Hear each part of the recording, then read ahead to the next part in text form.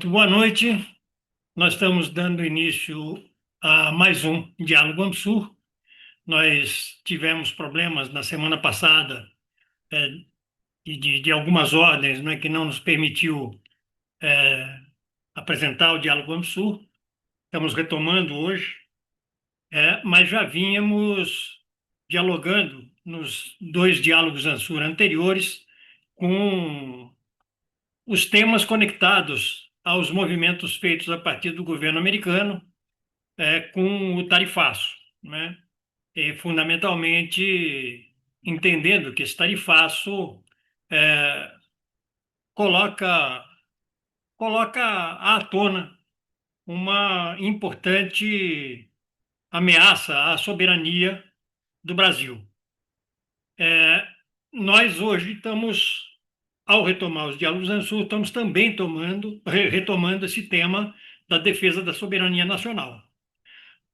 O quadro de hoje, nós vamos dialogar com o tema da, do direito que os Estados Unidos têm se dado, e não é de hoje, de garantir extraterritorialidade à sua jurisdição, atingindo outros países, pessoas de outros países. Ele se valeu aqui, no caso do Brasil, de legislações americanas, inclusive a Lei Magnitsky, com o intuito de atingir pessoas. Foi o caso de 8 dos 11 ministros do STF, foi o caso do Procurador-Geral da República, foi agora mais recentemente o caso de 2 funcionários do Ministério da Saúde e, na sequência, a esposa e a filha do próprio ministro da Saúde. Enfim, tem usado e abusado de, de elementos da legislação americana que, que eles alegam ter poder de ação sobre outros países, desde que afetem interesses americanos, afetem interesses das empresas americanas ou de cidadãos americanos. Então, hoje nós vamos avançar sobre esse tema, inclusive aproveitando o fato de que no dia de hoje teve uma manifestação no STF por parte do ministro Flávio Dino, né, dirimindo dúvidas com relação à possibilidade de que o Brasil, em se submetendo a legislações de fora, tenham órgãos de várias esferas do governo agindo em tribunais externos, fundamentalmente em tribunais americanos, mas para tratar de interesses brasileiros. Essa questão também está se dando no tema do PIX e dos interesses que estão sendo contrariados das grandes plataformas de pagamento americanas, etc. Nós, hoje, para avançarmos sobre esse tema, nós vamos contar com as contribuições do Alfredo Atier Júnior. O Atier é presidente da Academia Paulista de Direito, titular nela da cadeira Santiago Dantas, é também desembargador junto ao Tribunal de Justiça do Estado de São Paulo, é professor e pesquisador da Escola Paulista da Magistratura e editor da revista Polifonia, da própria Academia Paulista de Direito. Para darmos início aos nossos trabalhos, eu vou solicitar que faça a abertura do mesmo ao nosso presidente, Vicente Trevas. E antes de passar para o Vicente Trevas, eu quero solicitar às pessoas que nos assistem pelo YouTube que se inscrevam em nosso canal, o canal Instituto Ansur, que deem o seu like para ampliar um pouco a penetração do nosso canal e que, entendo interesse em serem avisados ou avisadas de próximas atividades, também cliquem no sininho. Vicente, com você, por favor. Muito boa noite a todos que estão participando ao vivo dessa sessão e saudações àqueles e aquelas que irão assistir no nosso canal no YouTube, né? O debate de hoje é um debate muito importante que está na ordem do dia do país, né? E, portanto, ele é uma reflexão sobre um evento que está na conjuntura, mas é um evento que se articula com os processos mais profundos do nosso país. É um país ex-colônia, um país em desenvolvimento e um país à busca de um projeto de nação, à busca de um destino sobre sua autonomia, né?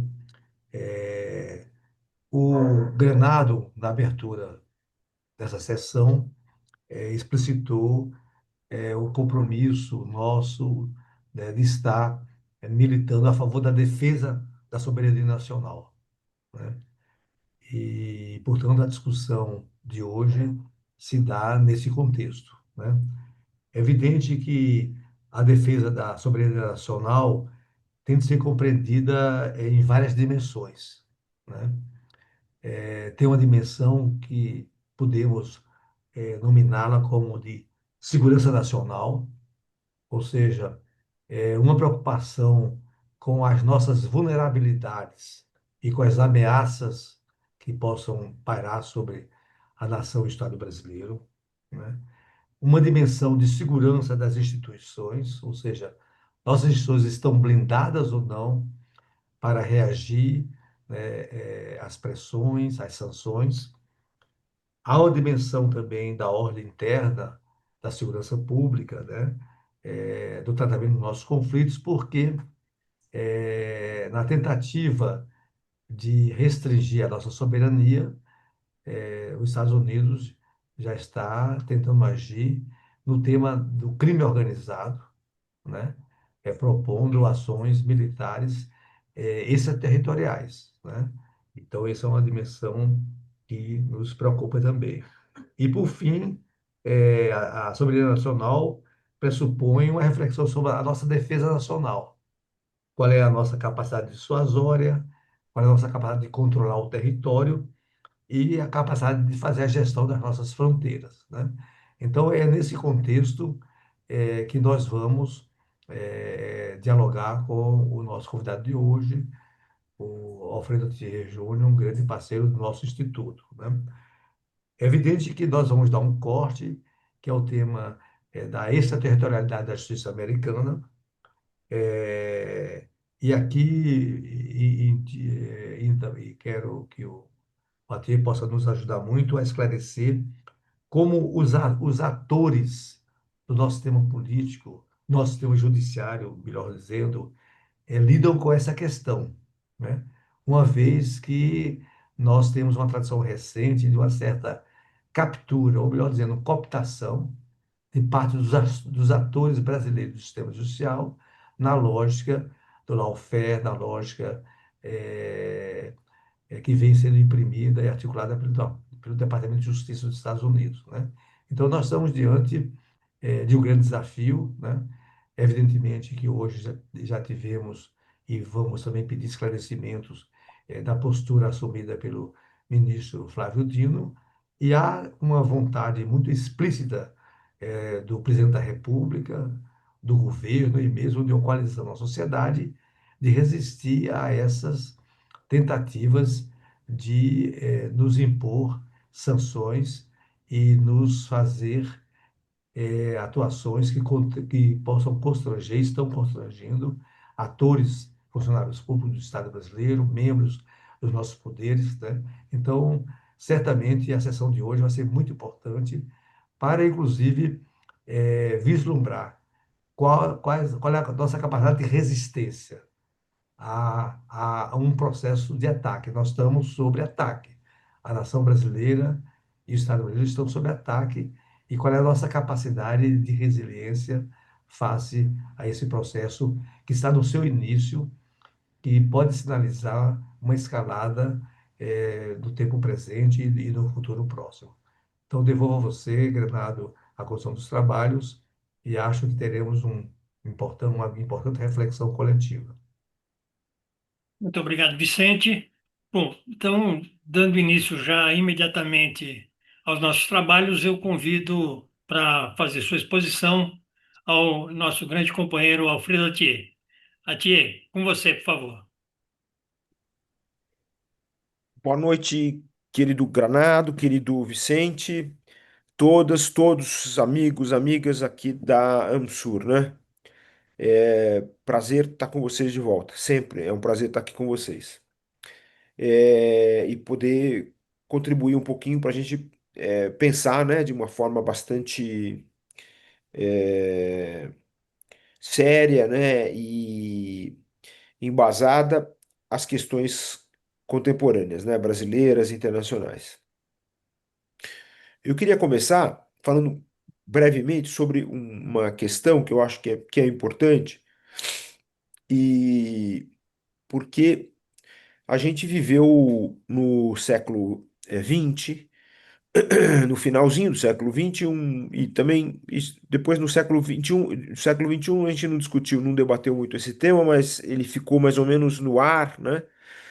Porque com o advento de determinadas correntes de pensamento e com o advento da questão concreta da globalização, falou-se muito em fim da soberania, fim da ordem dos estados, não é? Inclusive como uma tendência da ordem internacional, né? Então eu queria, de certa forma, é, fazer uma revisão desse tema muito brevemente, assim, em duas, três palavras, porque eu considero extremamente importante a gente repensar essa questão da soberania e a questão da presença dos Estados na ordem internacional, né? Isso tem a ver com esse movimento que está acontecendo atualmente, vindo dos Estados Unidos em relação ao Brasil e aos outros países também, mas ao Brasil, claro, nos toca mais de perto e é talvez o movimento mais importante para a gente analisar. Então, eu começo dizendo uma coisa que eu acho importante e as pessoas não têm trabalhado isso, não têm entendido isso, porque o pensamento sobre a soberania, ele se envolveu, digamos assim, com uma aura conservadora, e isso impediu muitas correntes progressistas de pensarem esse tema do modo mais, do meu entender, mais correto, né? Então eu vou falar de uma coisa que eu acho que as pessoas não estão ainda cientes dela como deveriam, né? Eu gostaria que tivesse. O, é, então, a soberania é um conceito que nasce no final da Idade Média, ou naquilo que se chama de Baixa Idade Média, né? E ele nasce com duas fontes diferentes, que geraram dois tipos de pensamento diferentes na história. Uma das fontes, que é talvez aquela que é mais trabalhada pelos pensadores, né, sejam da sociologia e das outras áreas de filosofia, política, ciência política, assim por diante, é a fonte que vem das relações existentes naquilo que seria o mundo do feudalismo, né?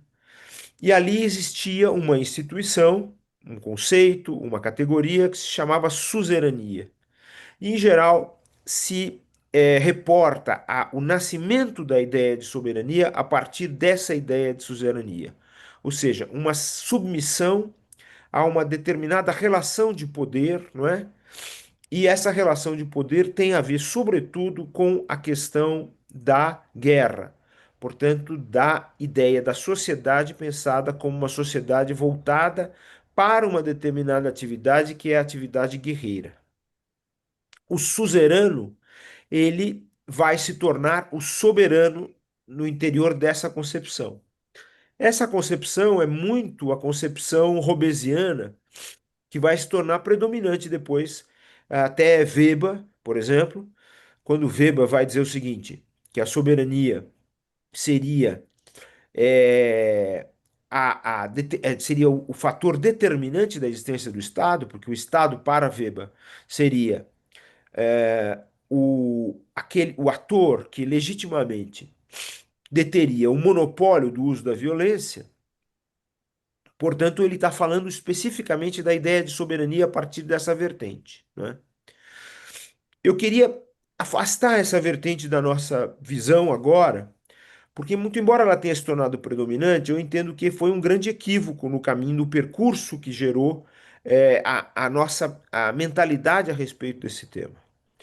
E quero agora recuperar uma outra ideia de soberania que eu considero mais importante, que é também uma soberania nascida na Baixa Idade Média, que é a soberania que é trabalhada pelos juristas, sobretudo italianos, né, daquilo que se tornaria mais tarde a Itália, claro, mas desses juristas que correspondem a uma determinada escola de pensamento, né, que é a dos novos glosadores, né? Não dos antigos glosadores, mas dos novos glosadores. E, e o que foi efetivamente a contribuição desses pensadores para esse nosso tema aqui que eu acho importante? Eles empreenderam um trabalho para tentar obstar as intervenções do Império Romano Germânico, Sacro Império Romano Germânico, na atividade das cidades italianas, sobretudo as cidades do norte italiano. Então, todo o trabalho que eles engendraram foi o de estabelecer a ideia, muito difícil para a época, mas eles conseguiram formular esse conceito, né, de que as cidades em si teriam uma espécie de personalidade jurídica e, portanto, teriam a capacidade de decidir o seu próprio destino. Quer dizer, então, e isso em relação ao império. Olha só que coisa interessante. Quer dizer, até ali, naquele momento, apenas o império teria personalidade jurídica e a sua vontade se tornaria uma decisão indiscutível a respeito do destino de todo o povo que constituiria a ordem, digamos assim, jurídica medieval, quer dizer, essa ficção que foi criada no interior da Idade Média, que era a comunidade dos cristãos. Mas esses juristas, eles conseguiram desenvolver a ideia de que não, as cidades em si, as próprias cidades, teriam a capacidade de tomar decisões, inclusive contrárias ao desejo do imperador e, portanto, do império, né? Então, aí, nesse momento, se inicia o processo de constituição de uma concepção do Estado moderno que é diferente dessa outra, que vem da suzerania e assim por diante, que não por acaso ela se tornou predominante no norte europeu e, sobretudo, nos países de língua inglesa. Então, portanto, estamos falando da Inglaterra e estamos falando da sua colônia, que depois se torna mais importante que a própria metrópole, que são os Estados Unidos, não é? Mas ali essa concepção se tornou predominante. Qual é a diferença? Tem muitas diferenças entre uma concepção e outra, não dá para trabalhar aqui agora.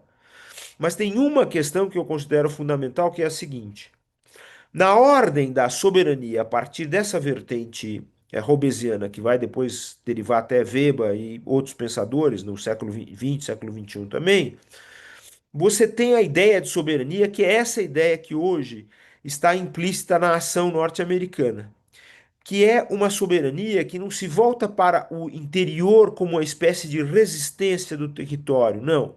Ela se volta para o exterior como afirmação de um poder que é supra-estatal, quer dizer, está além do próprio Estado e ela se dá em confronto com os outros Estados. Essa é a ordem do império, não é? Enquanto que a soberania da outra vertente que eu estou salientando aqui, ela é uma soberania diferente, porque ela afirma que a cidade, portanto depois os estados, né, seria uma ordem jurídica da liberdade, teria uma ordem jurídica da liberdade, a cidade seria livre. E dessa liberdade da cidade seria derivada a liberdade dos seus cidadãos, portanto aqueles que a constituem. Então é essa vertente que é a mais importante e é essa vertente que está implícita na ação brasileira. O Brasil, mal ou bem, consciente ou inconscientemente, ele, apesar de todos os entraves da sua história, que são entraves extremamente dramáticos, né? A construção do Estado brasileiro é uma construção que tem origem numa ideia de intervenção do Estado na vida social, né? A nossa primeira Constituição não é propriamente uma Constituição, ela é, na verdade, uma carta outorgada, como dizem os historiadores, de forma assim edulcorada, mas na verdade é um ato institucional, e ela é um ato institucional que se dá numa ordem que é fundada sobre a escravidão, né? Ok? Mas, bem ou mal, no curso da nossa história, por causa de várias contradições havidas na construção da história do Brasil, a resultante disso foi uma ideia de soberania totalmente distinta dessa soberania que é hoje propagada pelos Estados Unidos e que tem origem nessa vertente que eu disse que é tradicional. A nossa soberania é fundada por essa ideia dos novos glosadores, em que o que é fundamental é defender uma cidade, dar liberdade a uma cidade, portanto, dar liberdade a uma instituição política, como o Estado, e essa liberdade que se dá a essa instituição política, ela depende da liberdade dos seus próprios constituintes, quer dizer, portanto, dos seus próprios cidadãos. Então, é por isso que a nossa Constituição agora, de 1988, que é um grande milagre na história brasileira, né? Depois a gente precisa estudar por que houve esse milagre na história brasileira, que é a Constituição de 88, ela vincula a ideia de soberania à ideia de cidadania ou de democracia. Então, a nossa soberania não é propriamente uma soberania nacional. A nossa soberania é propriamente uma soberania democrática, ou, se quiserem, é um sinônimo, é uma soberania popular. Né? Então, isso é extremamente importante. Né? E por que é importante fazer essa distinção? Por várias razões. Mas uma das razões fundamentais é a seguinte: a ideia de nação, que está implícita nessa ideia de soberania nacional, é uma ideia bastante artificial. Ela é artificial porque ela foi criada no curso do século XIX, depois e no momento em que os estados estavam se fortalecendo. Então, a ideia da unidade nacional, a ideia da unidade cultural, unidade da língua, unidade de costumes, etc, etc, né? Inclusive unidade étnica, né, que também é uma questão bastante controversa e perigosa. Tudo isso foi forjado de maneira assim, absolutamente artificial, como resultado da construção do Estado. Então não é, ao contrário do que diz também essa doutrina tradicional, que a nação constitui o Estado, é exatamente o oposto que acontece. É o Estado que constitui a nação, e ele constitui a nação como um fator de legitimação da sua existência, da sua própria existência. Né? E isso é uma coisa que está em choque, está em xeque atualmente. Claro, exatamente por causa da explosão identitária, da explosão das diversidades e da busca de novas raízes, busca de ancestralidades e assim por diante, que são todas buscas e movimentos absolutamente legítimos, porque eles determinam aquilo que efetivamente é o povo, né? Se a democracia significa poder do povo, democracia ou cratia, então você precisa saber que esse poder ele está ligado a um determinado povo e as características desse povo vão determinar as características do regime democrático, né? Então, nessa vertente que eu estou recuperando aqui a partir das cidades italianas e dos neoglosadores, essa vertente é possível admitir uma diversidade eh, fundante do povo que não ponha em risco a ideia de soberania, pelo contrário, que jogue ainda mais a favor dessa ideia de soberania, não é? Porque aí eu volto a dizer, a soberania é liberdade do Estado que decorre e determina a liberdade dos seus cidadãos e das suas cidadãs, né? Essa seria a ideia fundamental de soberania, né? Muito bem. É, então, posta a questão dessa forma, que eu acho que ela modifica um pouco a nossa concepção do que seria a ideia de soberania, porque também a gente também está muito influenciado pelo pensamento da geopolítica. A geopolítica é uma ciência extremamente importante, mas ela é um pouco problemática porque ela trabalha com categorias gerais, né? E ao trabalhar com categorias gerais e abstratas, ela faz um pouco abstração, claro, faz muita abstração daquilo que é efetivamente a realidade do jogo entre os determinados países e que é determinado pela movimentação dos povos, quer dizer, o jogo dos próprios povos, né? A gente tem hoje, a partir do fim da chamada Segunda Guerra Mundial, né? Muita gente pode perguntar, mas é mundial por quê, né? Homem branco, né?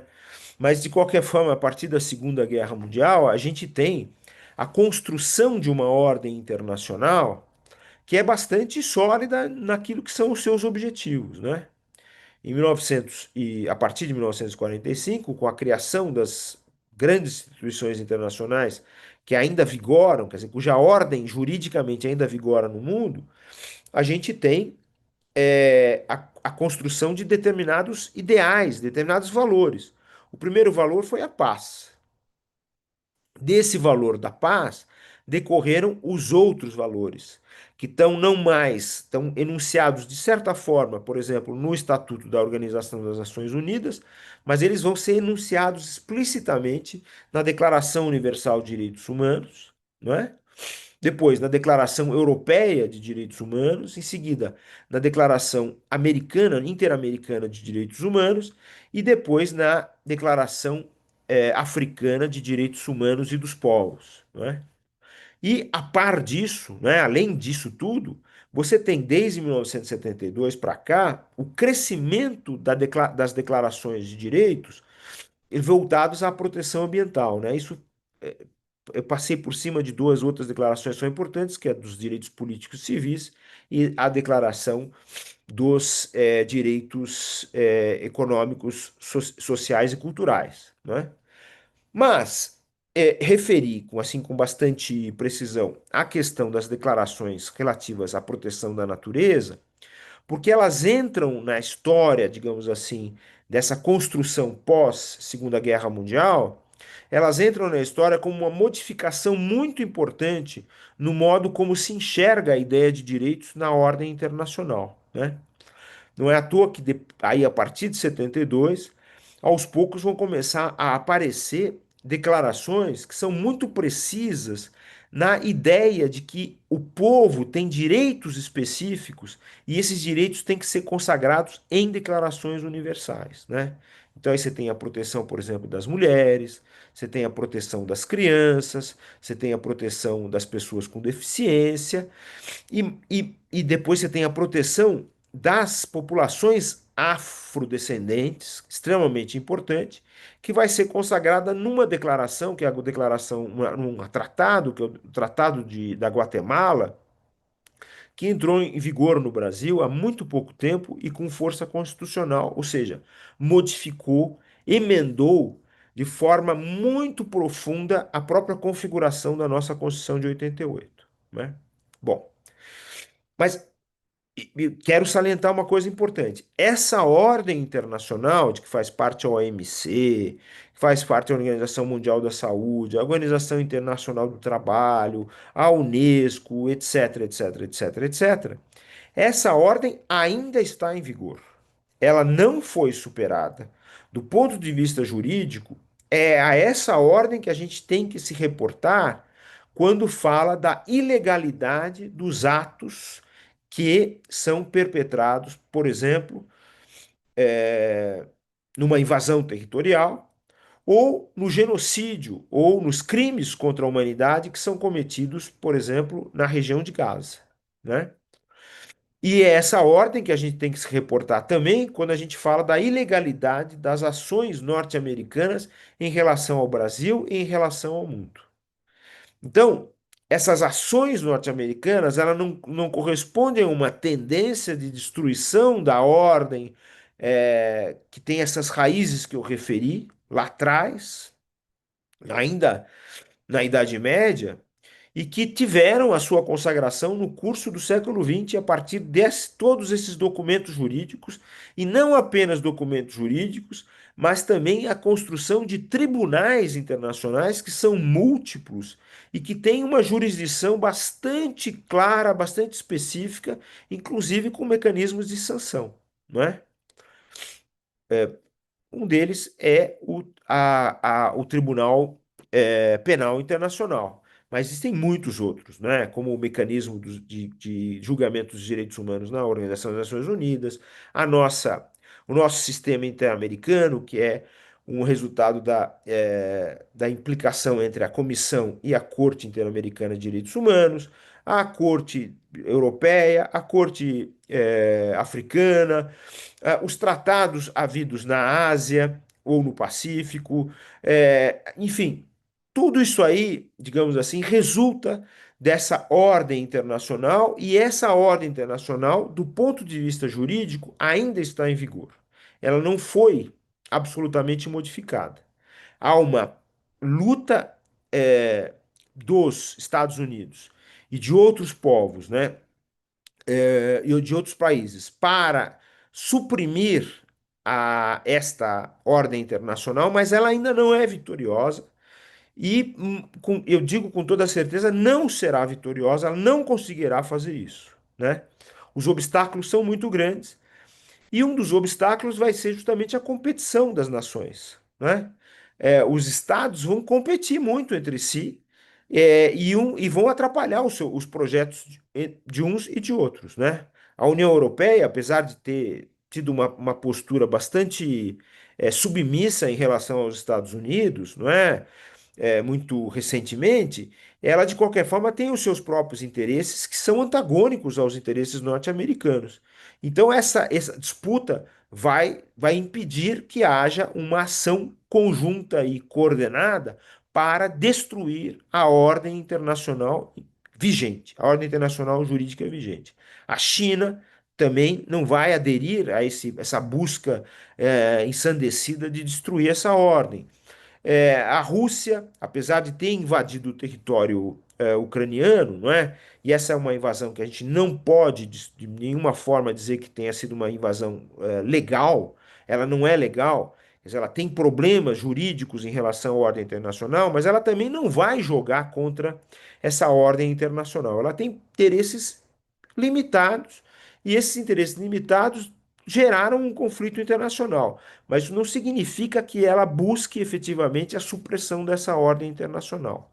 Claro que as forças que buscam essa ordem, elas têm vários fundamentos, mas dois fundamentais, né? O primeiro, o fundamento é exatamente a adesão a isso que a gente chama, para resumir uma categoria, né? A gente chama de é, extrema-direita, né? Que se fortaleceu muito e hoje é talvez a força predominante, é o protagonista da ordem internacional, ordem política internacional. E a outra questão é justamente essa ideia do neoliberalismo, né? É, porque a gente pode entender a atuação desses pretensos ditadores nos determinados países como o de dar voz às intenções das grandes corporações internacionais, né? O que levou, inclusive, o economista grego, o Heleno, né? Yanis Varoufakis a falar na superação do capitalismo por uma espécie nova de feudalismo que seria o tecno-feudalismo, né? Mas é um livro, claro, em que ele apresenta algumas das suas impressões, né? Ele não chega a se aprofundar muito nesse conceito, mas é muito interessante, né, a gente observar como, de certa forma, a gente não pode pensar no mundo contemporâneo como absolutamente dominado por conceitos forjados naquilo que se chama de modernidade. Porque a história humana é uma história muito curta, então existem implicações de conceitos medievais, conceitos da antiguidade, assim por diante, nessas estruturas que nós estamos vivendo. E é importante a gente ter noção disso, porque assim a gente encontra, digamos assim, formas, a gente inclusive escapar das armadilhas dessa ideia de que existiriam tendências que seriam irrefutáveis, quando na verdade não há tendências irrefutáveis, há uma luta constante, um conflito constante, né? E nós aqui do Brasil estamos hoje do lado bom da história, porque nós estamos enfrentando essas, é isso que as pessoas que estão lá, né, atuando dessa forma anti-jurídica, né, elas estão pretendendo que sejam tendências, mas não são tendências, há um conflito. Né? Há um conflito entre os povos, há um conflito de interesse entre os povos, de razões e motivos extremamente importantes. Né? E nós estamos do lado certo porque nós estamos seguindo precisamente não apenas essa concepção que eu referi de soberania, que é a melhor concepção, como também estamos defendendo essa ordem internacional dos direitos, dos deveres, das políticas públicas, das agendas comprometidas com o quê? Com o processo civilizacional, quer dizer, o processo que faz crescer a ideia de civilização, né? Bom, daí que agora, digamos, vamos pensar um pouquinho na situação atual. Os Estados Unidos, eles têm uma Constituição do século XVIII, uma Constituição que dá uma impressão, isso é muito interessante, né? Que dá uma impressão de que a formação do Estado norte-americano tem uma determinada configuração, né? Mas essa Constituição norte-americana, ela é uma grande ilusão, digamos assim, ideológica, que faz com que as pessoas fiquem um pouco fascinadas com aquela ideia da concisão constitucional norte-americana, né? Na verdade, diferentemente dessa imagem ideológica, né, a Constituição americana é uma Constituição extremamente detalhada e extremamente longa. Né? É uma Constituição que não é breve, não é curta, pelo contrário, é uma Constituição longa. Por quê? Porque os Estados Unidos optaram por fazer uma Constituição para a União Americana, né, para o governo federal, para a atuação dos órgãos federais, mas eles dotaram os estados da capacidade de escreverem as suas próprias constituições, que são um verdadeiro complemento dessa pequena constituição que nós vemos nos livros norte-americanos. Então, a Constituição americana é, na verdade, o resultado da implicação dessa pequena Constituição com a Constituição dos Estados. Desculpe.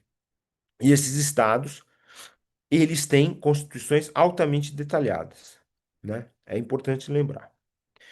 Mas os norte-americanos, quando criaram a sua ordem, eles tiveram ali uma ideia bastante original, né? Quando eles pensaram na ideia de república, né? Na república oligárquica. Esse era o objetivo norte-americano, criar uma república oligárquica. Eles dizem isso textualmente em todos os textos. Isso faz parte dos debates constitucionais que geraram a Constituição de 87. Eles criaram uma ordem bastante original. Como é que essa ordem se afigura? Vejam só que coisa interessante. Ela estabelece um poder executivo extremamente forte, não é? Porque o seu modelo era o modelo monárquico britânico, mas um modelo de presença de um parlamento que se estabelece como uma força, de certa forma, complementar e, em alguns momentos, antagônica à ideia desse poder executivo. Para solver os conflitos possíveis entre essas duas ordens, né, os norte-americanos tinham a experiência inglesa na cabeça quando eles forjaram essa Constituição, isso é muito importante. Eles tinham na história a ideia da luta entre o parlamento e a coroa britânica.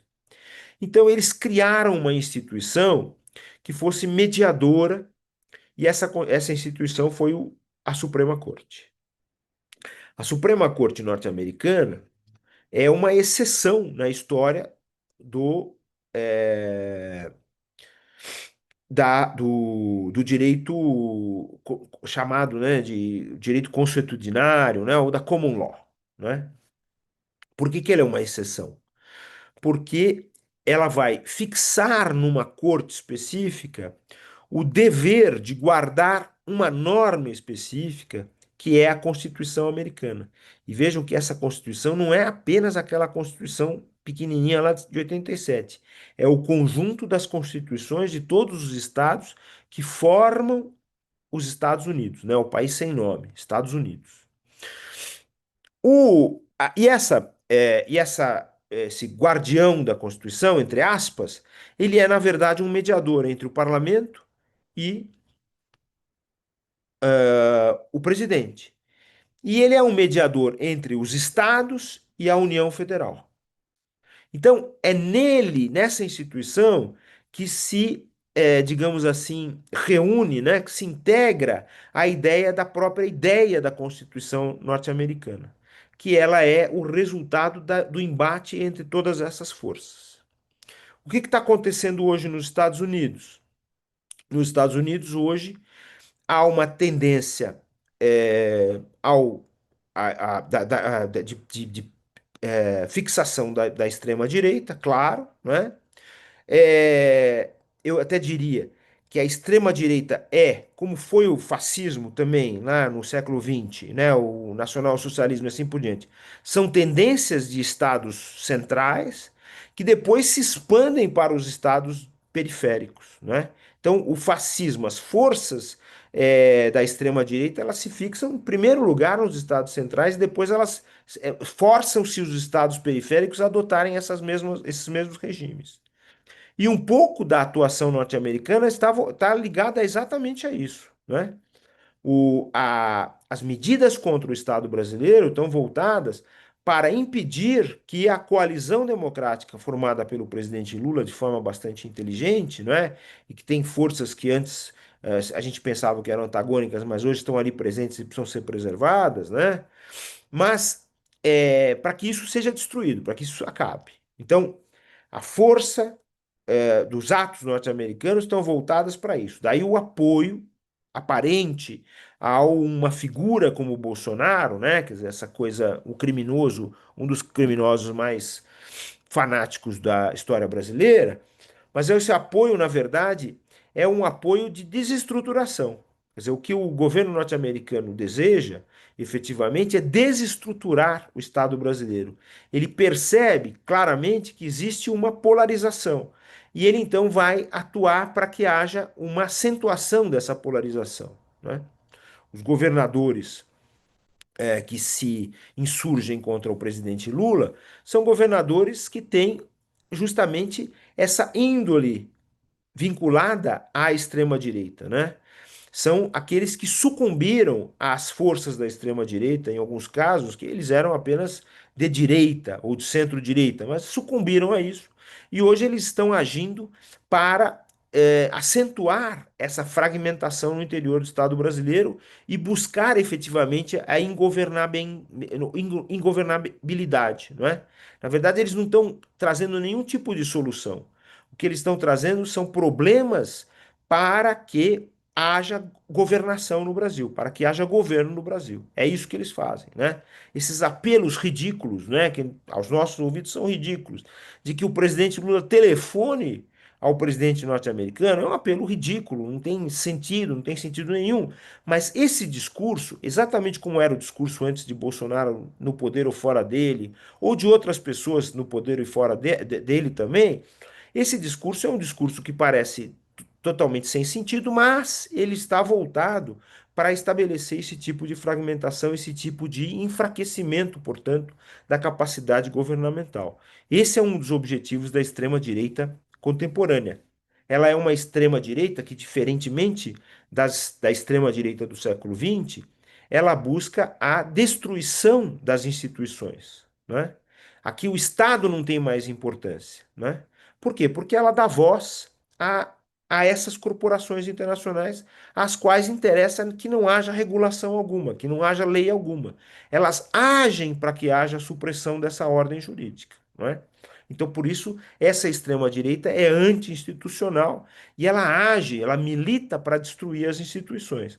É isso que faz o governo norte-americano em relação ao Brasil, e é isso que fazem esses governadores como seus agentes, né? Como seus lacaios, né? Como dizia o Churchill, né? Ele chamava Mussolini de lacaio de Hitler, né? E esses governadores não passam de lacaios desse projeto da extrema-direita internacional e, sobretudo, norte-americana, né? São essas figuras que nós estamos nos referindo, né? Então a gente deve tratá-las com o grau de respeito ou de falta de respeito que elas merecem, né? Apenas como isso. Bom, mas vejam, o, a, a atuação, e vejam só como é interessante essa questão, né?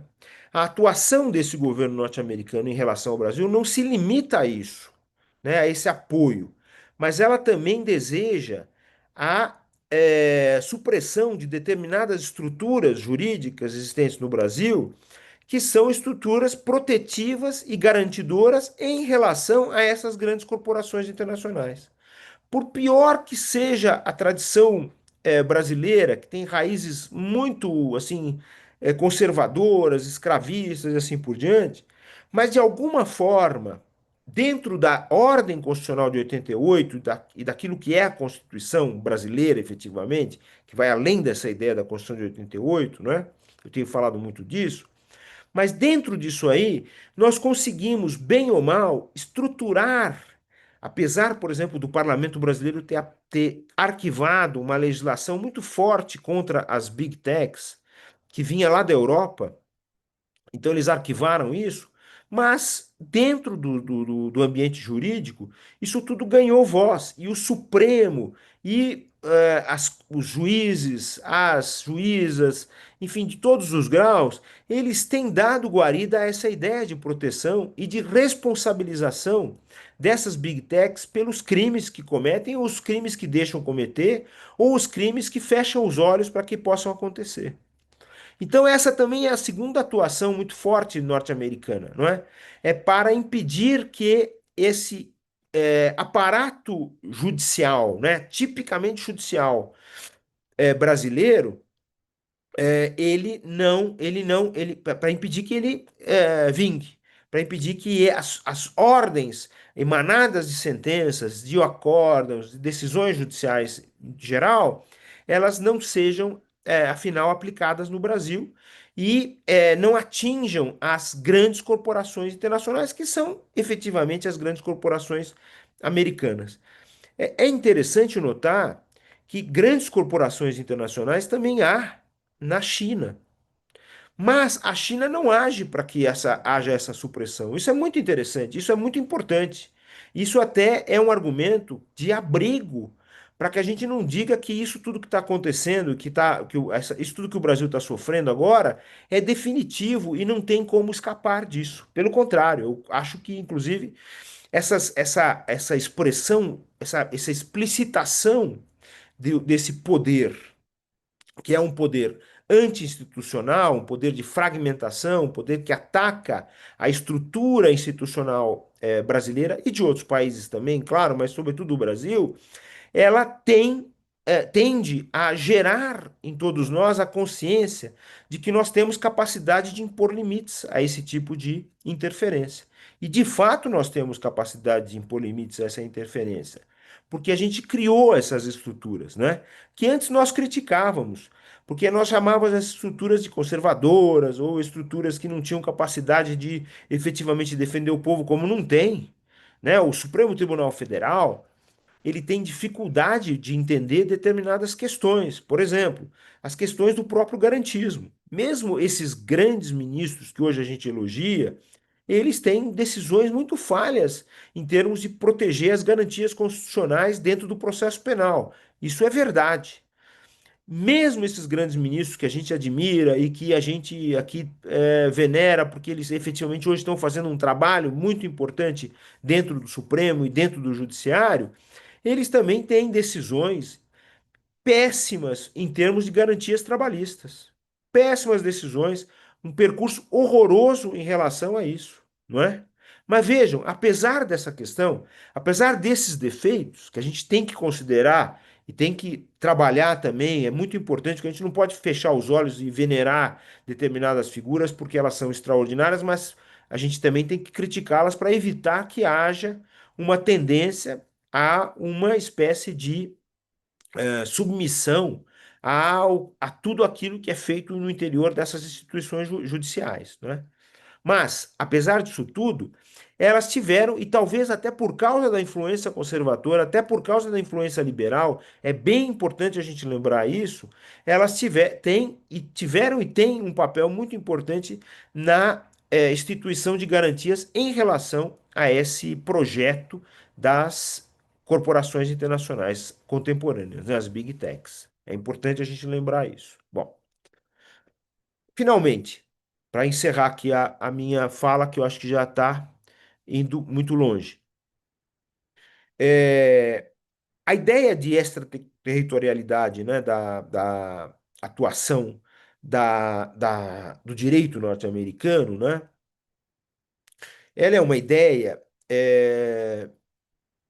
assim, digamos que nasce muito cedo no interior da República Norte-Americana, né? Porque ela acompanha um projeto que é um projeto efetivamente de estabelecimento de guerras de intervenção, né? Os Estados Unidos, eles sempre tiveram, e isso até dentro de figuras que a gente admira ali dentro, essa ideia de ampliação territorial e de ampliação da sua influência. Sempre houve isso nos Estados Unidos, né? Isso desde sempre.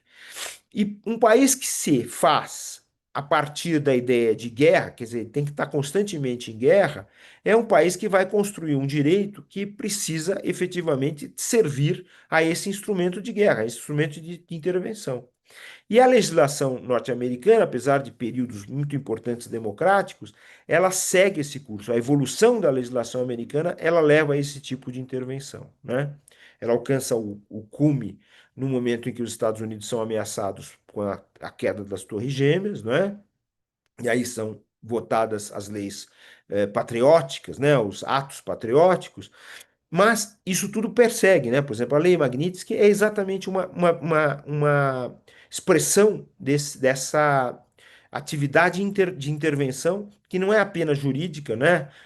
Mas eu diria até que ela é antijurídica, né? Mas ela é uma intervenção que tem vários ramos, né? Várias mãos, né? Várias atividades diferentes, vários campos diferentes de estabelecer a sua intervenção. Do ponto de vista do direito brasileiro, é muito importante a gente lembrar o seguinte: essas normas não têm diretamente sobre nós, né, sobre entes políticos ou sobre cidadãos e cidadãs, elas não podem ter eficácia. Isso é claro e evidente. Exatamente por causa de várias normas constitucionais e normas infraconstitucionais que estabelecem as garantias dessa ideia de soberania, entendida dessa forma como eu referi, né? Ou daquela segunda forma importante como eu referi ou como eu tenho salientado. Agora, do ponto de vista das corporações brasileiras, das entidades, das pessoas jurídicas brasileiras, a questão é bastante problemática. Por que ela é problemática? Porque, muito embora tanto a Constituição como a lei, por exemplo, de introdução às normas do direito brasileiro, como várias outras normas jurídicas brasileiras, a própria lei de SA, a própria lei, as leis relativas ao Código Civil, que fala sobre as pessoas jurídicas e assim por diante, e o próprio direito empresarial, tudo isso não autoriza que qualquer pessoa jurídica brasileira esteja vinculada a uma norma de direito estrangeiro. Sim, claro. Mas tem um problema aí, que é um problema que ainda não está solvido, mas a gente vai ter que enfrentar. E nós, aqueles que vão julgar as questões, eles vão ter que enfrentar, né? Qual é esse problema? Esse problema está na disputa entre as, as normas legisladas e as normas contratadas. Então, o contrato e a lei. As instituições, as corporações, as grandes corporações financeiras brasileiras, elas estão adstritas à nossa lei. mas elas firmaram contratos com entidades estrangeiras. E sempre que elas forem atuar, nesse caso específico, contra um cidadão brasileiro, elas sempre vão tentar se abrigar nisso, dizendo que elas têm contratos com entidades estrangeiras, atuam em território estrangeiro, e quando atuam dentro desse território estrangeiro, elas têm que obedecer às normas do país e aos contratos que firmaram, né? Então elas vão sempre dizer isso, que a ideia específica que elas vão defender é a seguinte: as normas contratadas são mais importantes do que as normas legisladas. E isso vai gerar um grande problema para o nosso Supremo Tribunal Federal e para o Judiciário brasileiro. Porque, por causa da nossa tradição liberal, houve um crescimento. Eu vejo isso, claro, de modo crítico, não é? Mas, de qualquer forma, tem que observar. Houve um crescimento dessa ideia da maior importância das normas contratadas sobre as normas legisladas. Ou seja, em outros termos, quer dizer, em termos simples, é o seguinte: aquilo que o povo decide vale menos do que aquilo que duas pessoas decidem quando fazem um contrato. Isso é inadmissível. Veja, o bom senso não autoriza que ninguém permita que haja duas pessoas que possam estabelecer uma norma contra aquilo que decidiu o povo em geral, a vontade geral, como diria, digamos assim, na tradição francesa, a ideia da soberania popular, né? Mas, de qualquer forma, o judiciário vai ter que se deparar com essa decisão.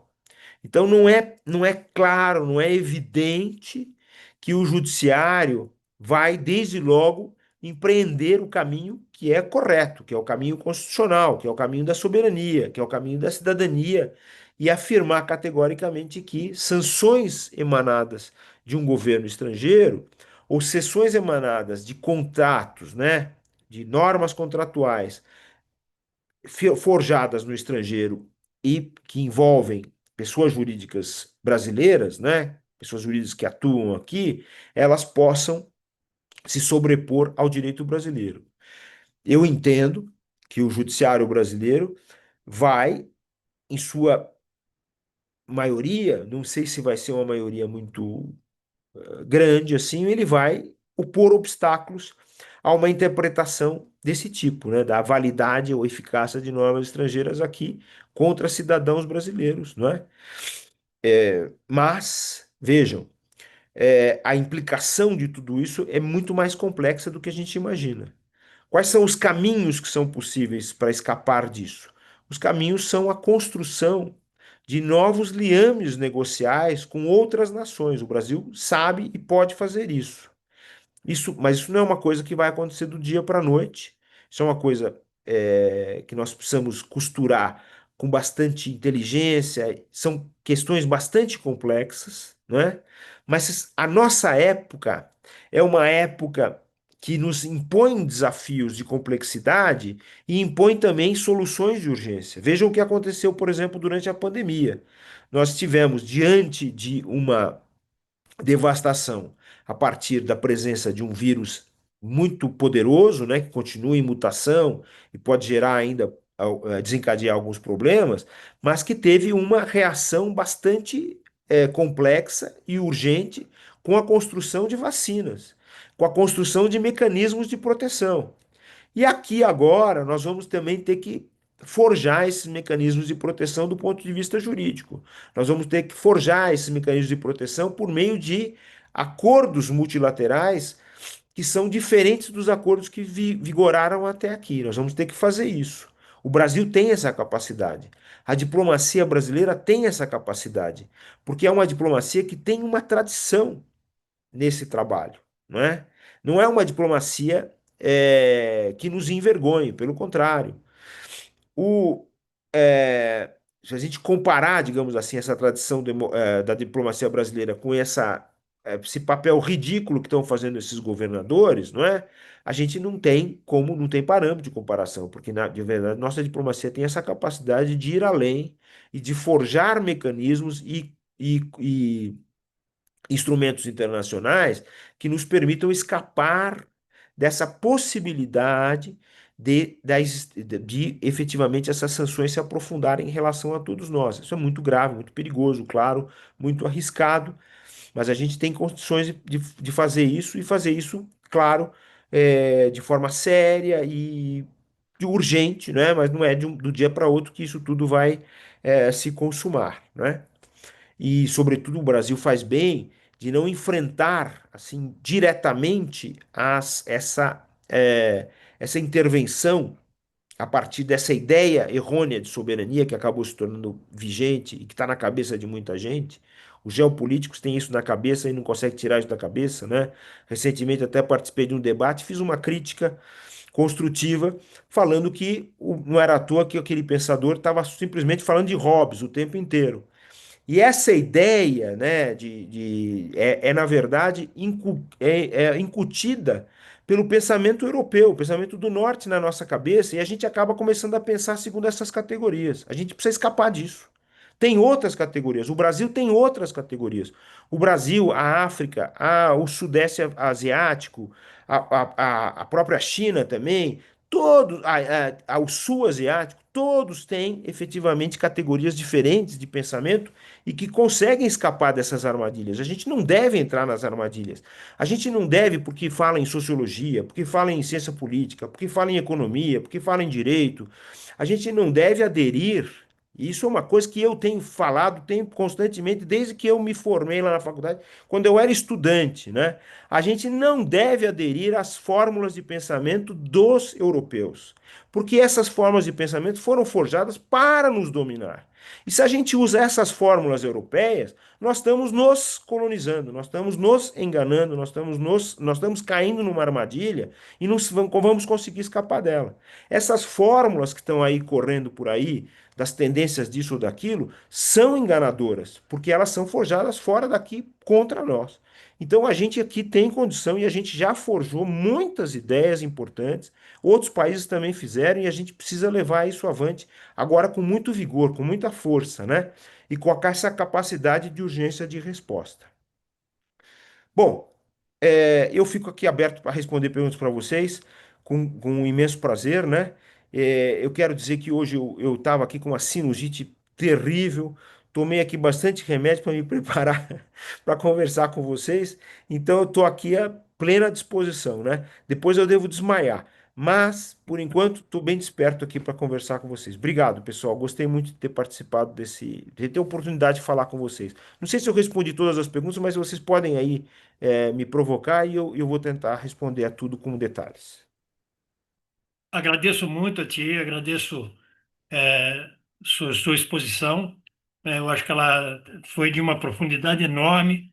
Eu não fiz nenhum tipo de interrupção em relação ao tempo, porque eu acho que você acrescentou muita coisa, facilita muito o próprio raciocínio da gente na discussão do tema da soberania nacional.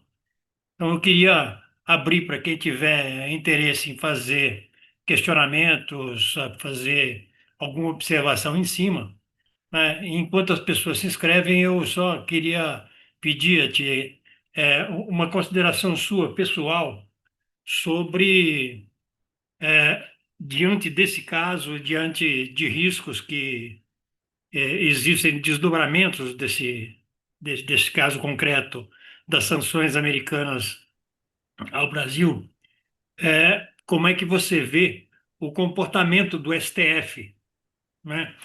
Porque o julgamento, o julgamento do Bolsonaro, que o caso Bolsonaro não é exatamente a essência das sanções. Os casos do Bolsonaro servem muito mais como cortina de fumaça, né, para sanções do que um caso em si. Mas isso está ocorrendo no âmbito da primeira turma do STF, né? E a gente tem manifestações de várias ordens que vão na contramão do comportamento majoritário que está ocorrendo no âmbito da primeira turma, né? Então, mas aí eu queria, se fosse possível, você fazer um pouco uma avaliação, né, sobre o tratamento dado ao tema no âmbito do STF. Então, Granado, é, primeira coisa importantíssima, o STF tem que terminar esse julgamento o quanto antes, né? Ele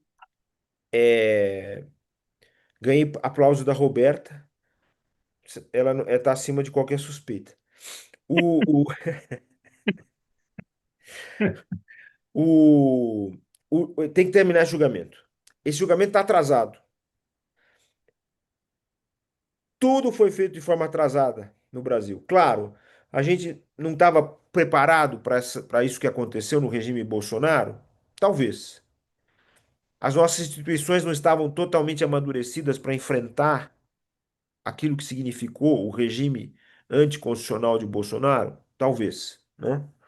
Mas, vencida a eleição e dificílima a vitória, eu diria não tanto porque o nosso oponente Bolsonaro tinha um apoio popular enorme, assim, eu não diria que foi isso que aconteceu, porque nessa eleição vencida pelo presidente Lula e a sua colisão democrática, aconteceu a mesma coisa que aconteceu na eleição que Bolsonaro venceu. Ou seja, as mesmas fraudes estiveram presentes, a mesma pressão, a mesma compra de votos, a mesma atuação de forças de extrema-direita para alterar o resultado eleitoral. Né? Dessa vez só eles não conseguiram vencer. Mas eles podiam ter conseguido, mas seria ilegítimo. Porque não é essa a vontade do povo brasileiro. Quem apoia esse bolsonarismo chega aí hoje, digamos, aos 30% e está em decréscimo isso tudo. Né? Mas jamais aquele número que a eleição espelhou. Né? Mas vencida aquela eleição, o poder não tanto o poder judiciário assim em si, mas o Ministério Público teria de ter atuado de forma urgente para levar à frente um processo imediato para tirar e condenar esse ex-governante, não é, pelos crimes que cometeu. Ele vai ser condenado apenas por uma pequena parte daquilo que ele fez. E isso não aconteceu. Então, tem um problema sério aí de reforma do Ministério Público que é urgente no Brasil. É urgente, né? Porque essa atuação tinha que ser muito mais célere. Antes de terminar o segundo ano de mandato, Bolsonaro já deveria estar condenado e essas pessoas golpistas também. Mas demorou. Isso é muito, isso é muito grave, não é? Essa demora agiu contra o Brasil, permitiu a vitória de Trump nos Estados Unidos e essa pressão toda que nós estamos sofrendo, né? Permitiu que isso viesse a acontecer. Então, agora, o que o Supremo tem de fazer, e o ministro Zanin fez bem de marcar o início do julgamento já no dia 2 de setembro, é acabar com esse processo e condenar. Pronto. Para quê? Para que a pressão do governo norte-americano se faça agora com relação ao Congresso e com mais explicitação sobre essa questão das big techs, PICs, etc, etc e tal, que é o verdadeiro intento que está por trás daquilo que é o governo americano. Não quer estruturas alternativas de jeito nenhum, né? E, é, então, a primeira coisa. A segunda questão é a seguinte, né? São as críticas a vários aspectos aí, digamos assim, processuais desse julgamento. Lamentavelmente, elas estão presentes no próprio Supremo Tribunal Federal. O ministro Fux, ele as explicitou, assim como também há outras pessoas que ainda não as explicitaram porque não participam do julgamento, mas estão fora, mas estão lá fora para justamente provocar essas dúvidas, para semear essa insegurança. Mas do ponto de vista jurídico, legal, formal, constitucional formal, o julgamento está indo correto, está sendo correto, não tem nenhuma dúvida. Pode haver questionamentos, por exemplo, na órbita do direito interamericano, no sistema interamericano, por causa da presença, vejam, mas isso não é invalidade de julgamento. Isso é uma crítica assim que não é a crítica formal, né? Por causa do julgamento se fazer, né? Sob com a presença e com o voto do ministro Alexandre de Moraes que conduziu o inquérito. Porque há decisões da Corte Interamericana relativas à ideia que vocês já devem ter ouvido falar, que é a do juiz de garantias, em que elas tendem a exigir que o juiz que leva à frente a fase investigatória, né, ele não participe depois do julgamento, né? Muito bem.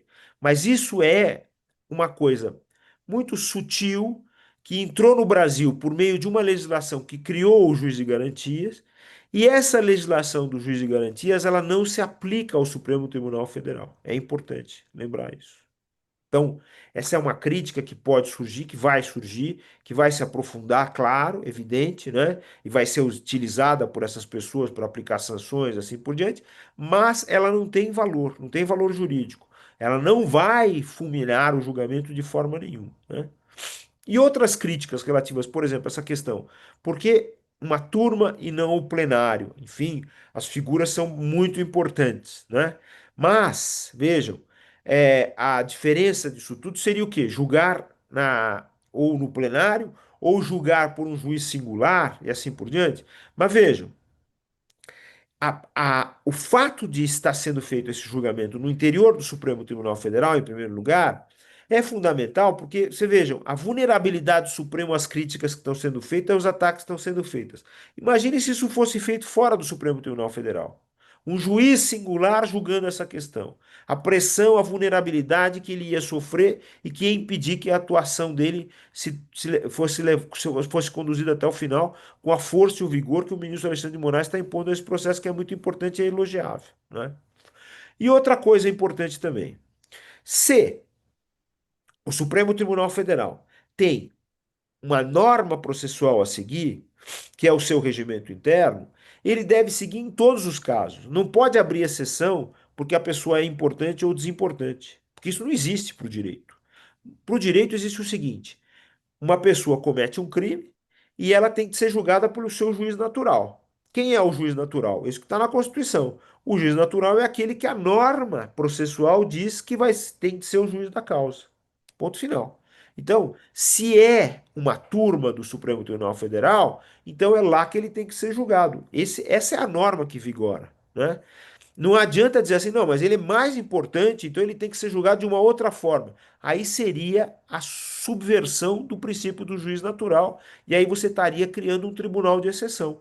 Aí você estaria criando um tribunal específico para aquele caso. Aí sim o julgamento seria inválido. Então, nos termos do que está hoje presente, o Supremo está fazendo exatamente o que deve fazer. Não tem o que dizer. Vai haver crítica, claro, nesses dois sentidos, por exemplo, que eu acho que são os mais importantes. Mas outras críticas não vão vingar. Por exemplo, dizer que não houve ampla defesa, houve ampla defesa. Até demais, exagerado. Uma ampla defesa que não existiu para réu nenhum no Brasil, né? Nesse caso específico. Então, abusaram do princípio da ampla defesa e do contraditório. Só que os advogados, as advogadas, não conseguiram defender essas figuras, sobretudo desse grupo crucial. Não conseguiram, né? Eles não conseguiram se atualizar. Isso é um problema sério da advocacia brasileira, hein? A advocacia brasileira, já lá no mensalão, ela demonstrou isso. Eu tenho meus amigos que são advogados, advogadas, etc e tal. Eu faço essa crítica de boa fé e carinhosamente. Mas os advogados não se prepararam para atuar no processo moderno, que é um processo assim, ó, altamente tecnológico, altamente técnico. O trabalho que a Polícia Federal fez, desvendando tudo isso que aconteceu nessa tentativa de golpe, né? Nessa tentativa de supressão do Estado Democrático de Direito, é um trabalho exemplar. E ele, para o estabelecimento da defesa, os advogados tinham que se preparar para responder a isso. E até hoje a advocacia não se preparou. A advocacia tem muito verbo, muita, digamos assim, muita vigor retórico, mas não conseguiu se preparar tecnologicamente para enfrentar isso, né? Não é à toa, Granado, que lá na Itália, onde houve aquela operação das mãos limpas, né? A gente sabe todos os problemas dessa operação e assim por diante, mas até hoje, na Itália, que há uma vinculação muito grande entre o judiciário e o Ministério Público, não tem separação. Hoje eles estão tentando fazer até uma reforma para desvincular plenamente o Ministério Público da magistratura. Mas lá na Itália, a profissão do Ministério Público, no status da opinião pública, é muito superior à posição do juiz, né? E você veja que aqui no Brasil, a tendência é a mesma de observar as coisas desse jeito. Você veja, por exemplo, que aquele juiz que atua de forma mais parecida com a atuação do Ministério Público, né, a atuação investigativa, ele é, de certo, ele recebe um status da opinião pública altíssimo, né? Agindo correta ou incorretamente. Então, é preciso que a advocacia se transforme, ela precisa se transformar. Não adianta só a advocacia ficar criticando a magistratura e dizer que os advogados são os grandes deuses do garantismo. É preciso tornar esse garantismo muito melhor do que ele tem sido praticado até hoje, né? É preciso. Então, isso é uma crítica que eu faço carinhosamente, mas que a advocacia precisa se preparar. Do jeito que está, não adianta, não tem milagre possível. Esses advogados e essas advogadas, eles não conseguiram de forma nenhuma apresentar uma defesa, no mínimo plausível, de tudo aquilo que foi desvendado, tudo aquilo que foi apresentado. Mas nem o mínimo, né? Não tem, assim, você olha aquelas peças de defesa e fala, não tem, não vai gerar absolutamente nada. Não defendeu ninguém, né? É aquele chute do sujeito que você já sabe que vai para fora, né? Então você está assistindo ao jogo, você fala, esse sujeito vai chutar a bola para fora, então ele dá um chute espetacular, só que vai para lateral. É isso, lamentavelmente, que está acontecendo. Obrigado. E, bom, temos duas pessoas inscritas. Eu vou passar então para o Newton Basile. Newton Basile, com você, por favor. Ao mesmo tempo que a gente fala de que precisa preservar alguma civilidade no trato, então voltamos lá para 45, as normas, então vamos segurar alguma coisa. Você, por exemplo, propõe uma revisão dessa jurisdição internacional, vamos dizer assim, no sentido de se criar uma nova jurisdição, uma nova jurisdição internacional que regule a relação entre as nações. Eu entendi isso que você está propondo. Então, mas como é que é o caminho para isso, não é? A ONU ainda joga algum papel nisso? Você vê algum caminho? Vamos propor uma nova conferência de Bretton Woods com outros países? Como é que a gente caminha no sentido de ter essa nova jurisdição internacional para o relacionamento entre as nações? Obrigado, Newton. Eu vou então passar agora para o Vicente Trevas. Trevas, com você, por favor. Arte, muito grato, aí, excelente, reflexões muito esclarecedoras, né? Muito sofisticadas também, né? Mas eu queria colocar uma questão para você, veja. Nós estamos diante de uma escalada, quer dizer, de um ataque, né? E, portanto, vem coisas por aí, né? E você observou com muita precisão, né, que os embates jurídicos daqui para frente, né, vão ter de considerar qual é a predominância, né, da norma legislada ou da norma contratada, né? E veja, nós sabemos que há muito tempo há um mantra dos interesses privados, né, sobre o mantra da segurança jurídica, né? E esse mantra da segurança jurídica, na minha percepção, mas eu posso estar equivocado, é o mantra da segurança dos contratos, né? E aqui, veja, a gente vai ter um período onde nós vamos ter de eh, eh, nos atualizarmos com a centralidade da Constituição, entende? Quer dizer, a centralidade da Constituição como, né, é o grande norte, quer dizer, a grande mediação da vida nacional. né? Portanto, a subordinação, né, do contrato à própria lei legislada, mas ainda os próprios contratos são regulamentados também por lei, né?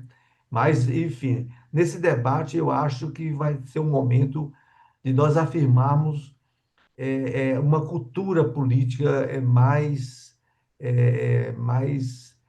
à altura dos tempos presentes, quer dizer, os conceitos de soberania, o conceito de república, né, o conceito de interesse nacional, enfim.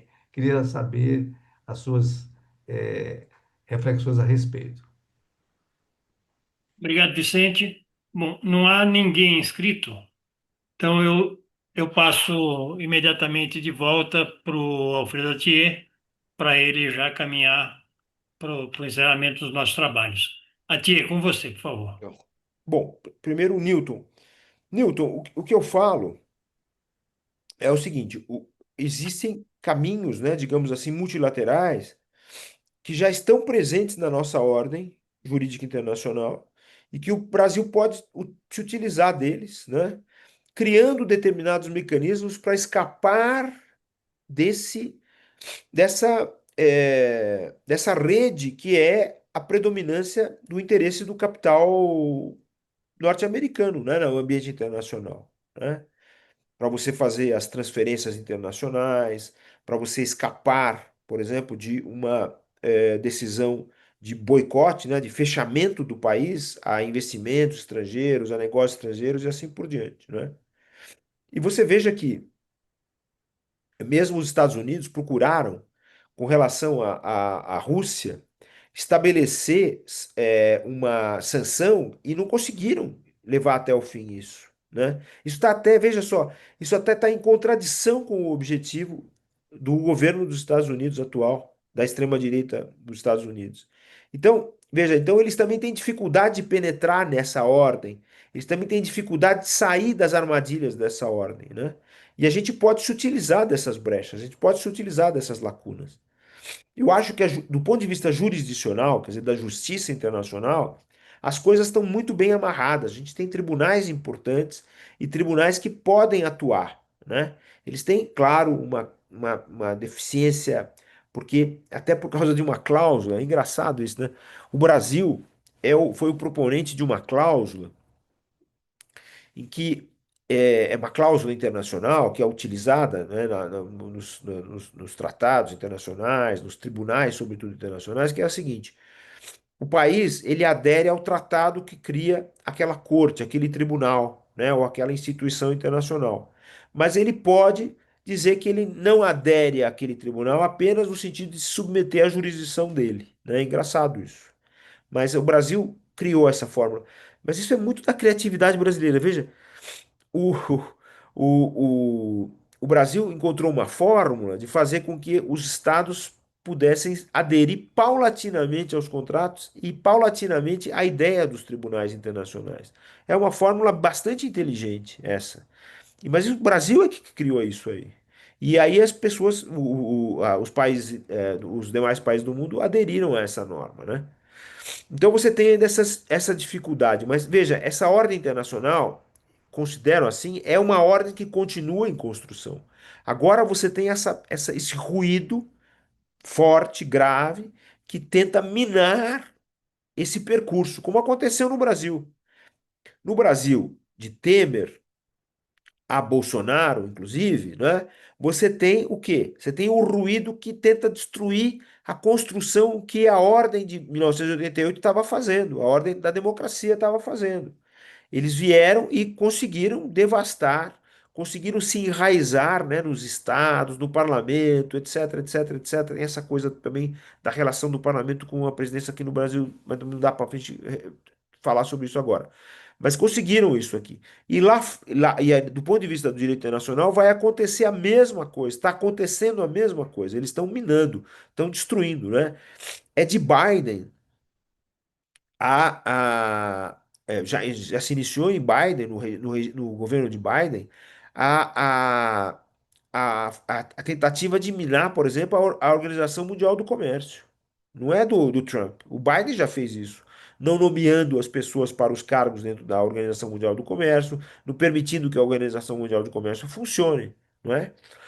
Mas o Trump, ele exacerbou isso tudo. Mas você vê que isso é um pouco uma forma de atuação do Estado norte-americano em favor dessas big techs. Não é à toa que o Biden, apesar das suas virtudes agostinianas, digamos, ele era um camarada que vinha do Delaware. O Delaware é o estado, digamos assim, que seria uma espécie de Suíça norte-americana. É o estado dos negócios.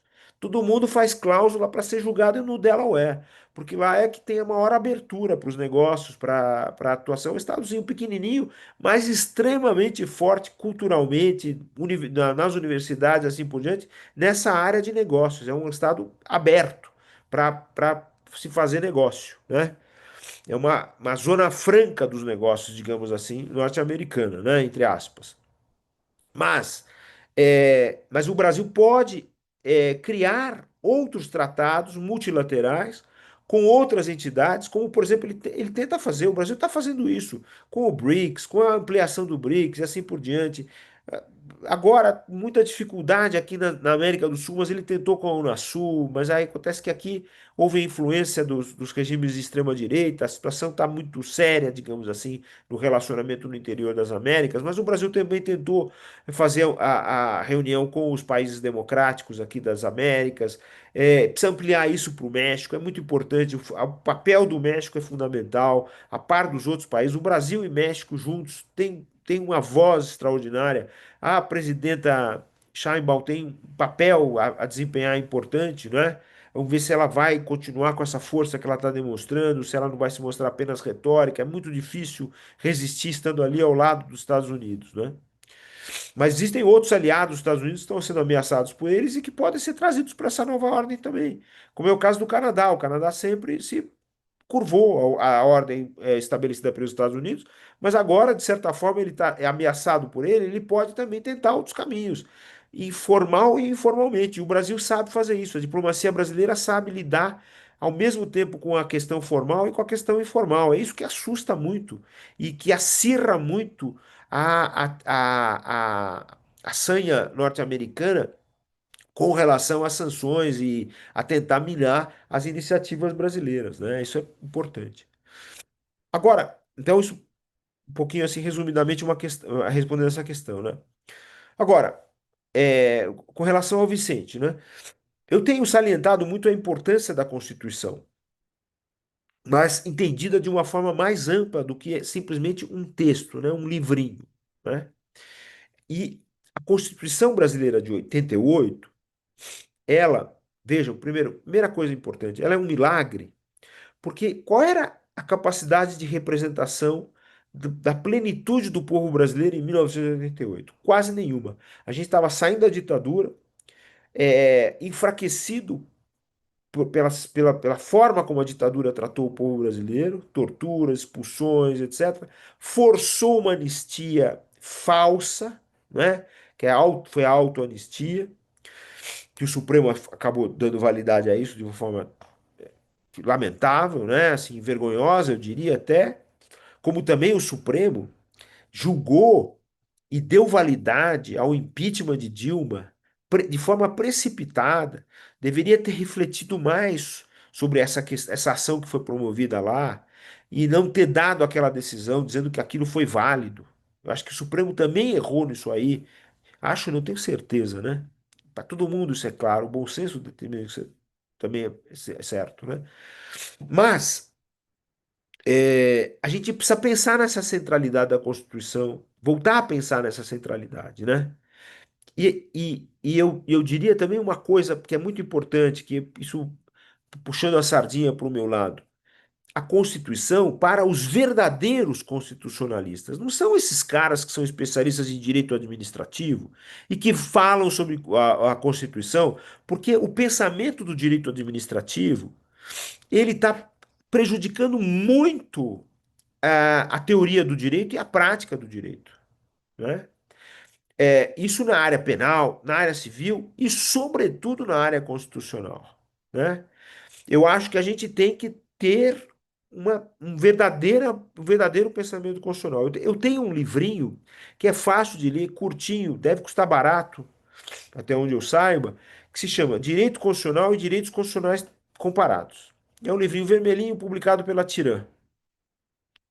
E nesse livro eu explico exatamente o que significa a Constituição e como é que você tem que avaliar uma Constituição para saber efetivamente se ela está de acordo com aquilo que é a democracia, né? E ali eu demonstro que tem uma riqueza enorme em torno dessa peça literária, né, que é a Constituição, e que ela tem que ser adotada por nós, a gente tem que aderir a ela, tem que entender essa presença, né? Porque ela tem porque veja, a questão da democracia, e isso é uma coisa que eu desenvolvi, a democracia é um regime político que não tem limite. Você não pode, você não tem um jeito de você dizer assim, agora nós temos a democracia. Não. A democracia está sempre se expandindo. E uma constituição vinculada à democracia é uma constituição que permite essa expansão constante. E é só essa forma de entender a Constituição e a democracia que vão permitir que nós, os brasileiros e brasileiras, consigamos forjar mecanismos para reagir a esse ataque que nós estamos sofrendo. E é possível, tem muito. Olha, eu tenho várias coisas na minha cabeça. Mas eu imagino que coletivamente a gente também consiga forjar isso. Que é possível chegar até o governo brasileiro e permitir que Lula é o sujeito que eu considero, de longe, não o conheço, né? Nós todos coletivamente somos capazes de encontrar soluções. Os Estados Unidos não têm o poder que acham que possuem, porque esse poder econômico e militar não fez deles capazes de vencer as guerras em que eles se meteram depois de 45. Pelo contrário, perderam todas. Vejam só. Por quê? Porque falta a eles o gênio da criatividade e da constitucional brasileira, que em 1988 forjou uma Constituição sem representatividade, que tem coisas que nem as pessoas que hoje estão representadas por isso que está na Constituição imaginariam propor naquela época. Aconteceu. E não foi obra de ninguém, foi obra coletiva. Surgiu ali no interior dessa Constituição e ela tem vários mecanismos que nos permitem essa defesa. E essa defesa que não é isolada. O Brasil e a sua soberania, e nós aqui brasileiros, não. É uma soberania compartilhada com vários outros estados do mundo. E é uma soberania que sobrevaloriza a ordem pluralista internacional e que está inserida nela e que pode ser protegida por ela. E isso que é extraordinário nesse, nesse mecanismo forjado de forma coletiva, engenhado de forma coletiva, né? Engendrado de forma coletiva por todos nós. E é isso que nós temos que continuar a trabalhar, com bastante confiança. E hoje a gente tem a sorte de ter um líder que é o presidente Lula, né? Vamos animá-lo, vamos chacoalhá-lo para isso. Porque ele tem essa capacidade que não é ele inventar isso ou aquilo, mas de ouvir e de levar avante essa mensagem, né? Eu acho que isso que é fundamental, isso que é importante. Desculpe se eu estou muito apaixonado hoje, mas é a hora de ficar apaixonado, né? Senão, se a gente não ficar apaixonado agora, nós não vamos ficar apaixonados nunca, né? E sobretudo por essa brecha que é nós não temermos isso tudo que vai acontecer. Vai vir coisa ruim? Sim, vai vir coisa ruim. Mas nós temos capacidade de fazer de tudo isso um grande movimento de transformação, que é uma transformação internacional e de nós mesmos, né? Mas não vamos ficar com essas concepções de constitucionalismo desses caras que são, na verdade, verdadeiros administrativistas, que são burocratas do direito. Isso não interessa. Isso não interessa para gente. Muito obrigado a ti, muito obrigado mesmo. Eu acho que até essa fase de paixão do final da sua intervenção foi importante hoje. Quero agradecer muitíssimo e quero deixar já um convite a todas as pessoas que nos assistem para que estejam conosco na nossa próxima segunda-feira com mais um Diálogo AMSUR.